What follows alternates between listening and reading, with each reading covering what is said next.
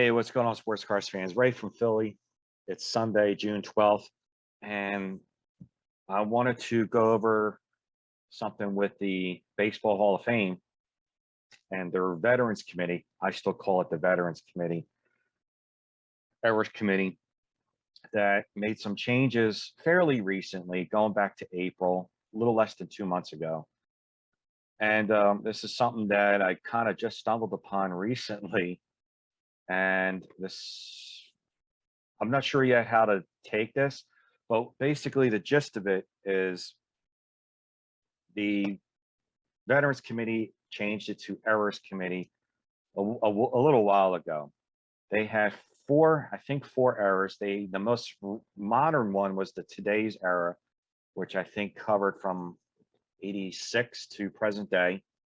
And I'm going by memory here, so forgive me if I'm wrong on the exact year time frame, because they've taken everything off on the Hall of Fame site and this other site that I'm going to share with you that I use a lot. So I'm going by memory as to what the time frame was on the Today's Era. I'm guessing it was like 86 to present. Before the Today's Era, they had the Modern Era, which I'm thinking was like 71 to 86. Before the Modern Era was the Golden Age, which covered a lot of the 50s and 60s. And then before the Golden Age, they covered the early days. I don't think there was another era. I think that might have been it. The early days was pretty much your 40s and pre-war and turn of the century and 19th century players. So now what they have done, and I mean, I'm going to be doing more research on this, but for what now they have done, instead of 4 committees, it's now 2. And it's one called Contemporary and the other is called Classic. Well, let's go to the Hall of Fame website here. I'm going to share my screen. And I'm going to show you this other site second, but let's go to the Hall of Fame website. And they have two errors now. That's it. The Contemporary Baseball Era Players Committee, 1980 to present. Okay. Then the Contemporary Baseball Non-Errors Player, 1980 to present, which is managers, umpires, executives, things like that. Fine. Then you got this Classic Baseball Era, which is everybody else before 1980. I mean, everybody going from 1979 to 1850. Wide range right there. Wide range. In my opinion, too wide of a range. Is it streamlining it? I don't think so. I don't think that that's really streamlining this. I think people might have been under the impression that the Hall of Fame might have been watered down. It's not, because there's 1% of the players in the history of this game that are in the Hall of Fame. Talking a couple hundred players. And I think this makes things tougher. There's some good points to it. There's some bad points to it. So let's go to this website that I wanted to show you. Okay, and it's Hall of Stats, which is, I stumbled upon this maybe a year or two ago, and the address is www.hallofstats.com. There's Bobby Grich on the front cover there, front page. You're a big fan of Bobby Grich. I think he should be in. So right off the page, it says the Hall of Fame restructured the error committees again in April 2022, effective immediately. The committees are Contemporary Baseball, which I just said is 1980 to current, and Classic, anyone before 1980. And this site's really good. It gives you a breakdown of who's going to be on the ballots, which is something that I really live on, because if I'm a baseball card collector and I like to collect rookie baseball card Hall of Famers, this is something that I really look at a lot. So they do both the BBWA ballot. We're going to skip over that. This is for 2023. It shows who's the returning members and who's the first-time members. And right here for 2023, it shows the Contemporary Baseball Era ballot, which will be voted on this December.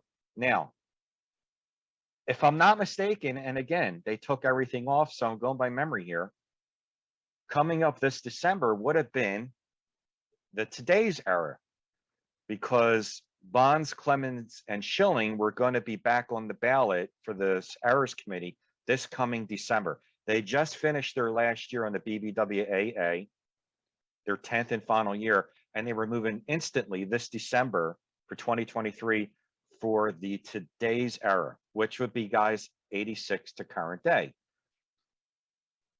A guy that I'm a huge fan of in here is Fred McGriff. As you can see, he's ranked right here. These blocks over here is HOS, which is Hall of Stats, HOM, Hall of Merit. Do some research on this. I think it's pretty cool. Very good. But here's the thing. I already knew McGriff was going to be competing with Bonds and Clemens and Schilling.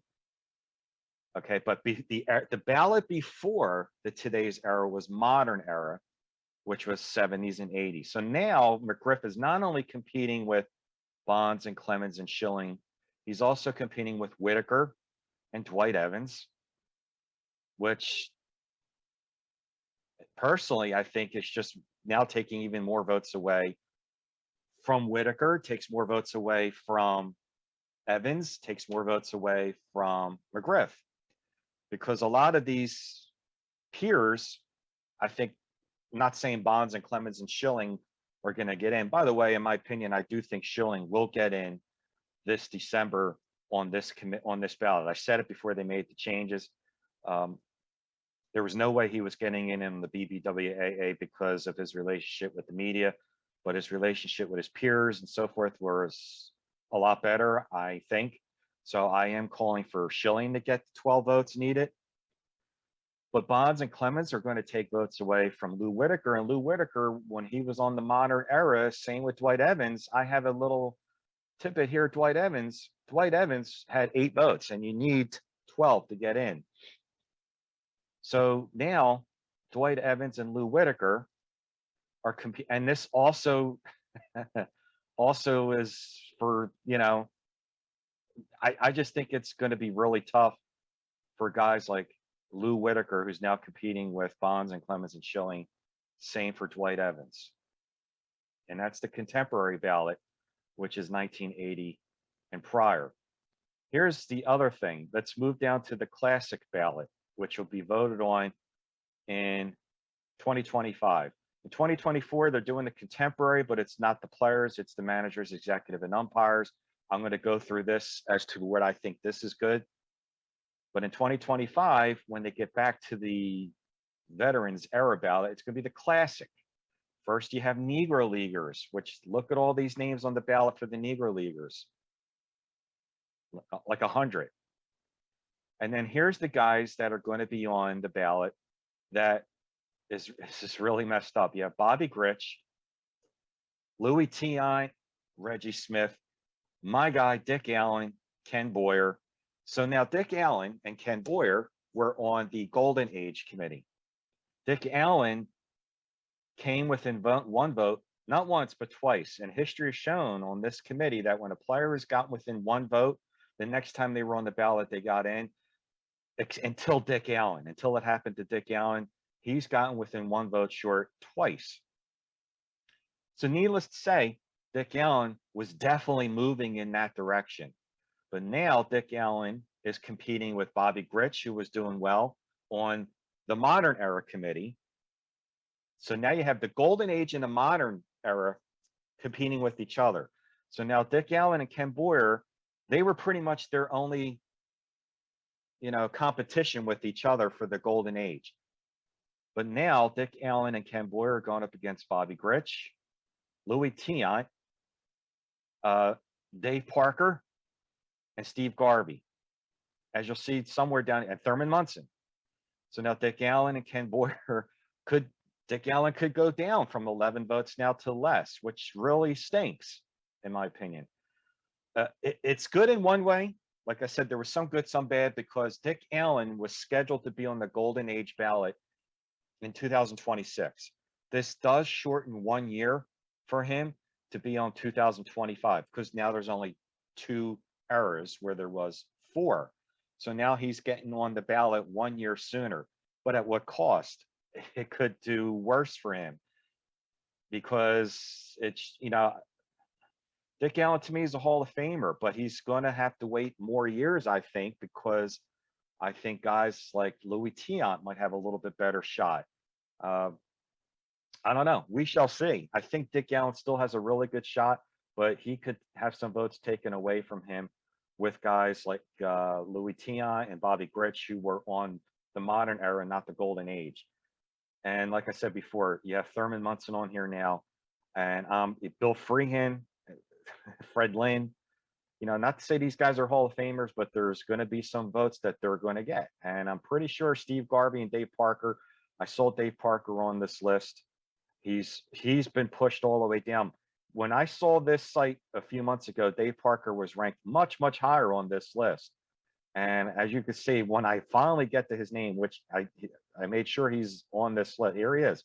Look how far down Dave Parker is, way down here, because they know that now he's competing against more guys added to his era. Unbelievable. Steve Garvey is even way further down than that. He's somewhere down here that I saw on pretty much down the bottom over here, but he's on there. Okay. I don't know. I'm going to be doing a little bit more further investigating on this right here, but I'm a little worried about guys who I've been tooting the horn for, such as Dick Allen, #1, Ken Boyer, Vada Pinson. I mean, I do an episode called The Call to the Hall, which I was scheduling myself to do one video this week of another player. When they had it broken, and I really think they should keep it to 4 eras. I really do. I mean, streamlining it when you have 1% of all the players in the history of the game in the Hall of Fame does not mean that it's watered down. I do think that it really was more fair to guys who played in an era that you're going to have guys like Bill Dolan and Sherry McGee competing with Dick Allen and Ken Boyer, which are completely, totally different times of their careers. I mean, we're not talking 10, 20 years apart. Like guys that played in the 70s going up against guys that played in the 80s, not that much of a different, but guys that played pre-1980, like Dick Allen and Ken Boyer, are going up against Bill Dolan and Sherry McGee. I think it's just going to be less players getting in, a lot less players getting in. So you let me know what you think. But getting back to what the Hall of Fame site said here on eligibility, okay? Eligible candidates must be selected from managers, umpires, executive, and players who meet the following criteria. Players who played in at least 10 Major League seasons who are not on Major League Baseball's ineligible list and have been retired for 15 or more seasons, yada, yada, managers and umpire, get that. Section B is something that I kind of like here, which I'm pretty sure they've done before, but I think it's going to be forcing them to look at more. Those whose careers entailed involvement in multiple categories will be considered for their overall contribution to the game of baseball. However, the specific category in which these individuals shall be considered will be determined by the role in which they were most prominent. In those instances, when a candidate is prominent as both a player and a manager, meaning how I'm taking this, and I know Brian Kenny on MLB Network did a piece on this a few months ago, where he was talking about when Dusty Baker was closing in on 2,000 wins. And let's go to that little stat right here that I have up. Dusty Baker, 2,000 career wins. He's ranked 10th. Every manager you see above him who's gotten 2,000 wins is in the Hall of Fame, with the exception, of course, Baker, who's still managing. Bruce Bochy, who's not yet eligible, will be soon.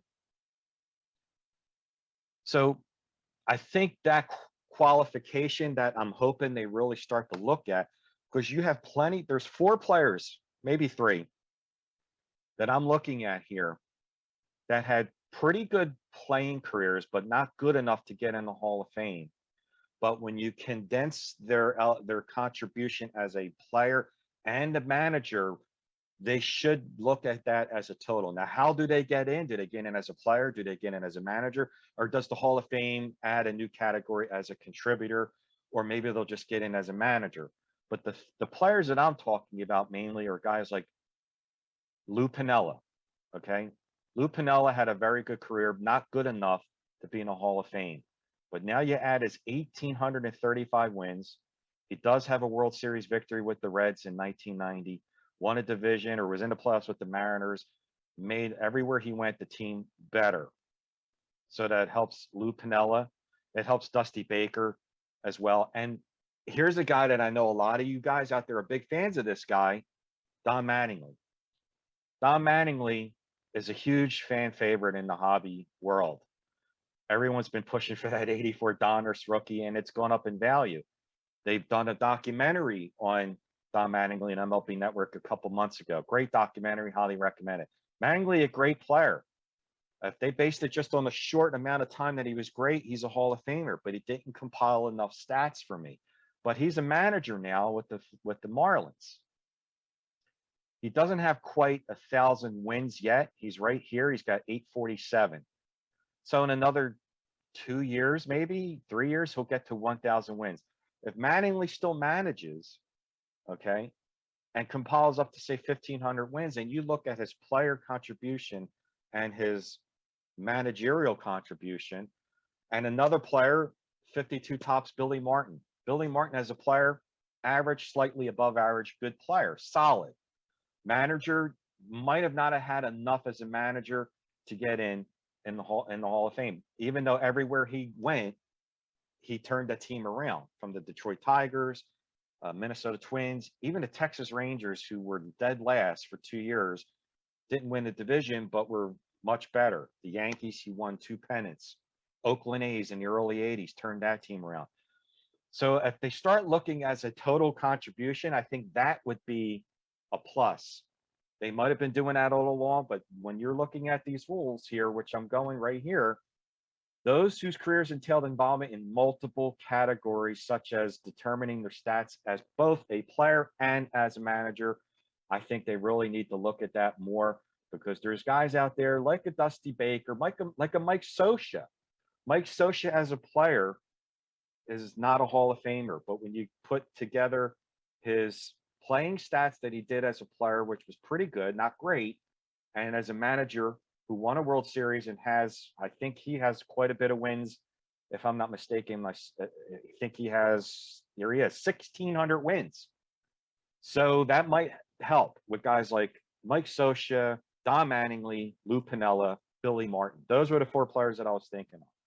So right there, I think that is a plus. But back to this site here, I don't know what this means for guys like Dick Allen, Ken Boyer, Vada Pinson. I don't know. I think, in my personal opinion, without looking further into this, I think it kind of delays them even longer now, which kind of, I think, is unfair, really. Some people were out there telling me maybe it gets them a little bit earlier to get on the ballot before a lot of these players pass away, because it's condensed. Instead of waiting every 4 years, maybe they're condensing it to 2 ballots, so it's every other year or every 3rd year, because there's really 3 now, because there's the managers and umpires, executives. So there's 3. You're going to have the contemporary managers and executives, then classic. So it's really just shortening by 1 year. I don't think it was worth it for guys like Dick Allen and Ken Boyer and Pinson to shorten it to wait 1 less year when they're going up against players from a different era. That's my opinion.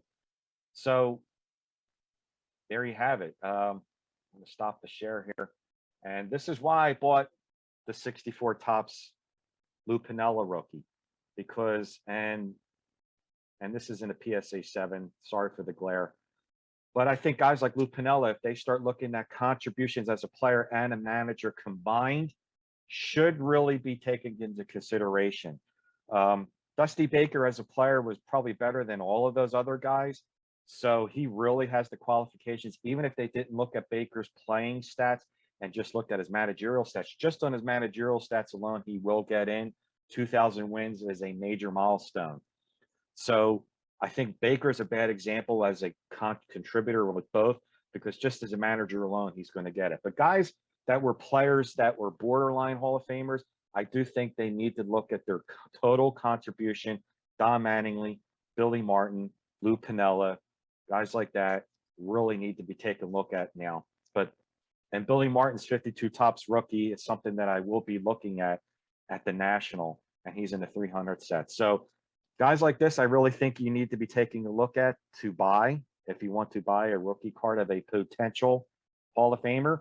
Lou Whitaker, Dusty Baker, Bruce Bochy, Terry Francona, also Billy Martin. You know, these guys I think and Don Manning, especially Don Manning. There's a lot of fans of Don Mattingly. And I do think that this, if they're going to start looking at the total contribution, will help. But let me know what you think. I still not really 100% sure. Maybe I'm looking at this at a negative light. Like I said, in one instance, it is bringing those players in 1 year earlier to be on the ballot, because rather than waiting and 4 years, it's going to be 3. But I think competing with Bill Dahlin and Sherry McGee, I think just hurts both Dick Allen and Ken Boyer, and hurts Sherry McGee and Bill Dahlin, because Dick Allen and Ken Boyer could take votes away from Sherry McGee and Bill Dahlin, and vice versa, because it's just too many errors. I think it's just too wide. And I know some people out there will think that, you know, it's streamlining it.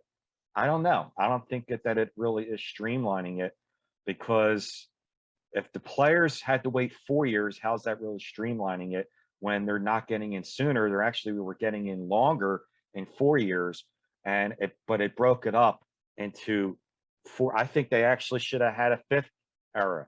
I think they should have the Negro League Committee as a 5th era, because there's plenty of Negro League players that deserve to be in the Hall of Fame, and they're competing against guys that would have been in the golden age, would have been in the modern era, and would have been in the early days era.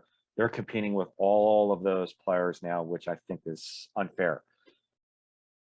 There's my 2 cents. Pick up the Piniella rookie, pick up a Billy Martin rookie, pick up a Francona rookie, pick up the Mattingly rookie if you don't already have it, because I think if that's 1 plus. But I'm a little worried now about Dick Allen, Ken Boyer, and Vada Pinson, who was on my first episode of the Call to the Hall. Fantastic stats. And I think now going up against players from 50 years before him, 40 years after him, is just going to be tough.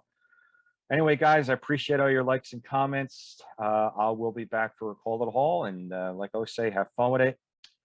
And I want constructive criticism here. I'm not looking to start an argument with anybody. This is fun, okay? But the Baseball Hall of Fame is something that I do take very seriously. And I know I'm a little behind on this. This happened in April, but I kind of just stumbled upon this recently, and I was just shocked. But check out that site, Hall of Stats. Very informative, gives you the ballots for all the errors committees coming up for the next few years, and check it out. So I will talk to you soon. Take care. Bye-bye.